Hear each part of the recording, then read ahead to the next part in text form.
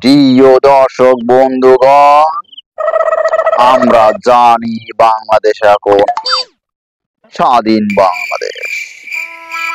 এখন 2024 সাল।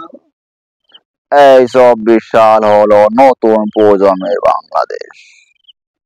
এই নতুন প্রজন্মের বাংলাদেশে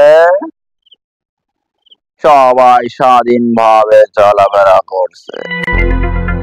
আমি মনে করি এই 2024 সাল মানে সবার স্বাধীনভাবে চলাফেরা করার সাল।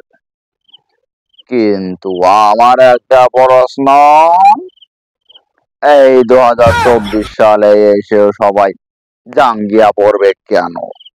হয় আমার কথা হচ্ছে, যেখানে সবাই স্বাধীনভাবে চলাফেরা করছে সেখানে ওই জিনিসটা কেন খাঁচায় বন্দি থাকিবে? তাহারা আমার মতো লুঙ্গি পরিধান করিবে এবং ইচ্ছা মতো এইভাবে ঘুরে এমন করে হাওয়া খেতে থাকিবে। তাহলে কোনো প্রকার পরাধীনতা থাকবে না।